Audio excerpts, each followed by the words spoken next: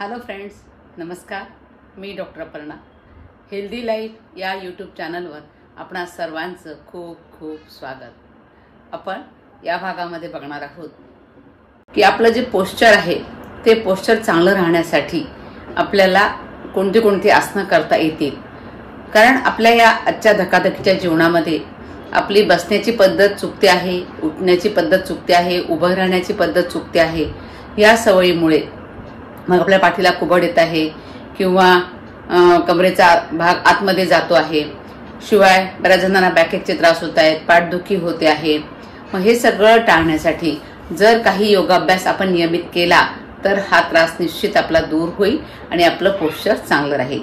आणि पोश्चर चांगलं असलं म्हणजे आपला आत्मविश्वास सुद्धा वाढतो आणि एकूणच आपल्या आरोग्यासाठी आपलं पोश्चर उत्तम असणं खूप गरजेचं आहे. आता त्यासाठी काय काय करता येईल? सगळ्यात पहिले म्हणजे आपल्याला ताठ चालायचं आहे. तुम्ही ताठ केव्हा चालणार? इमॅजिन करा की तुमच्या डोक्यावर 2-3 पुस्तकं आहे किंवा पुस्तक ठेवून चालून बघा. तुम्ही इमेज मध्ये मी दाखवलंय. पुस्तक ठेवून तुम्हाला चालायचं आहे. ते चालताना तुम्ही अगदी अलर्ट असणार आहात आणि चालणार आहात. मग तसंच दिवसभर आपल्याला पुस्तक न ठेवताही अलर्ट राहायचं आहे आणि त्या पद्धतीने चालायचं आहे. असं केल्यामुळे मग काय होईल, तुमचं पोश्चर उभं राहताना जे आहे ना ते एकदम चांगलं राहणार आहे. त्यानंतर दुसरं आसन करता येईल आपल्याला प्रार्थनासन. त्यामध्ये उभं राहायचं आहे, नमस्कार स्थितीमध्ये उभं राहायचं आहे आणि एकदम ताठ उभं राहायचं आहे. तुमचे शोल्डर तुम्हाला मागे घ्यायचे आहेत, पोट आतमध्ये ओढायचं आहे, गुडघे थोडे मागे न्यायचे आहेत, आत ओढून घ्यायचे आहेत, पोट आतमध्ये, गुडघे मागे आणि शोल्डर सुद्धा मागे घ्यायचे आहेत. तर अशा स्थितीमध्ये उभं राहिल्यामुळे सुद्धा तुमचा पाठीचा कणा एकदम ताठ राहतो आहे आणि तुमचा पोश्चर एकदम चांगलं होत आहे.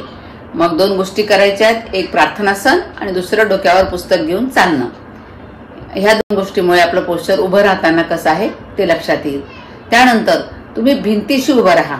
भिंतीशी साधारण 6 इंच दूर असतील असं उभं राहा.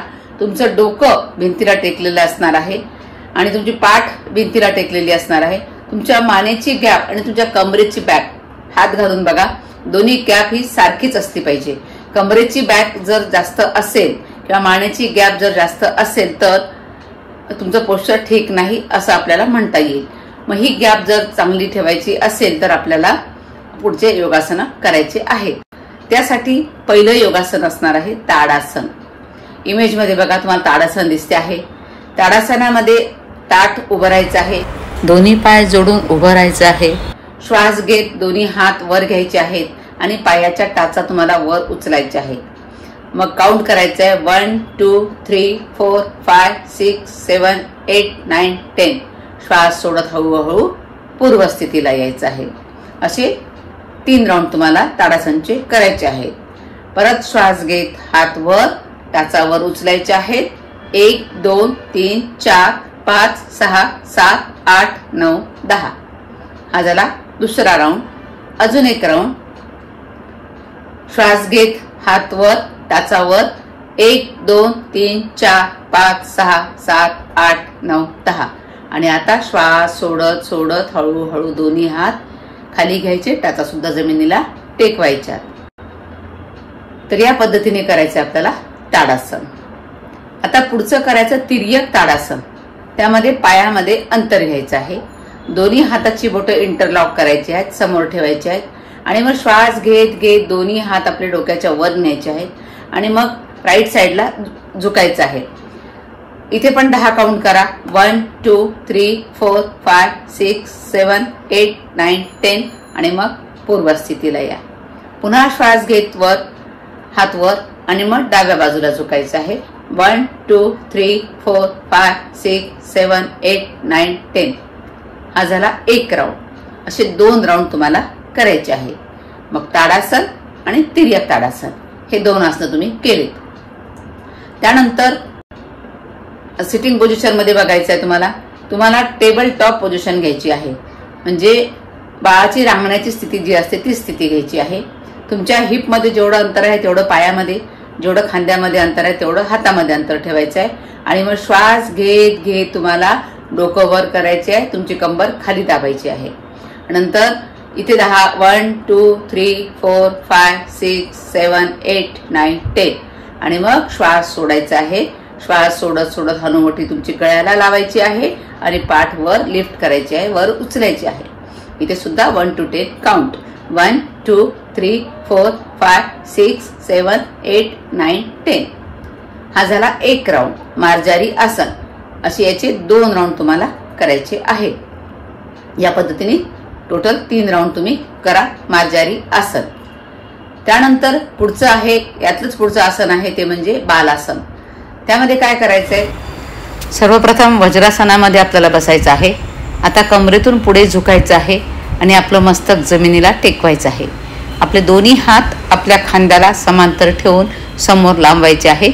आपल्या हाताचे दोन्ही तळवे इमेजमध्ये दाखवल्याप्रमाणे जमिनीला टेकवायचे आहेत. आपल्या छातीने आपल्या मांड्यांवर दाब द्यायचा आहे आणि हे आसन करत असताना श्वासोश्वास चालू ठेवायचा आहे, म्हणजे श्वास रोखायचा नाही. या अवस्थेमध्ये 1 to 10 काउंट करायचे आहेत. त्यानंतर श्वास घेत घेत हळूहळू पूर्वस्थितीला यायचं आहे. पुन्हा श्वास सोडत सोडत हे आसन करायचं आहे.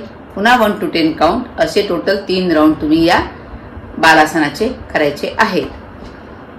ताडासन झालं, तिर्यक ताडासन, बालासन आणि मार्जारी आसन, 4 आसन आपण बघितले.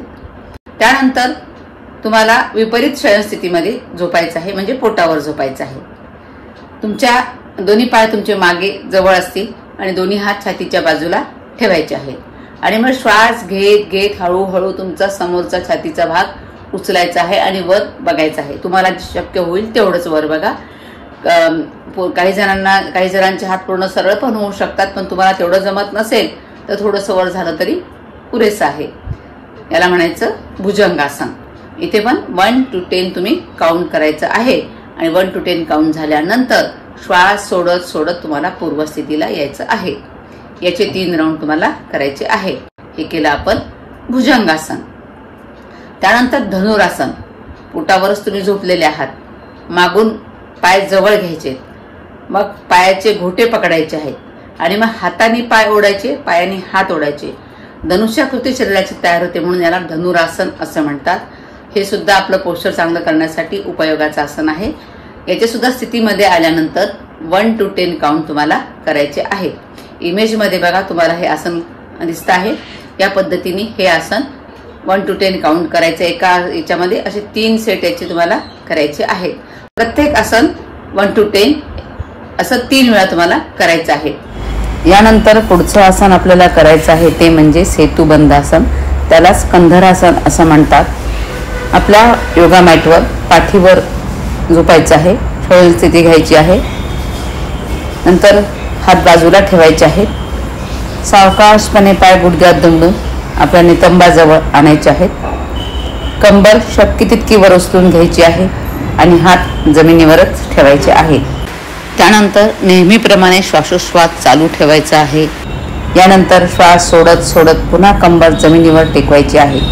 पाय सरळ करून विश्रांती घ्यायची आहे. 10 ते 15 सेकंद विश्रांती झाल्यानंतर पुन्हा हे आसन करायचं आहे. या आसनाचे 3 राऊंड करावेत. एवढेच आसन जरी केले तरी तुमचं पोश्चर सुधारण्यासाठी बरीच याची मदत होईल आणि मग पाठदुखी, कंबरदुखी, शोल्डर तुमचे पुढे आलेले असतील ते सुद्धा कमी होईल. तर ही सगळी आसनं तुम्ही करून बघा आणि काय रिझल्ट मिळतात मला सांगायला विसरू नका. आणि माझा हा व्हिडिओ आपल्याला आवडला असेल तर जरूर लाईक करा, शेअर करा, कमेंट करा आणि माझं चॅनल सबस्क्राईब करायला विसरू नका. धन्यवाद.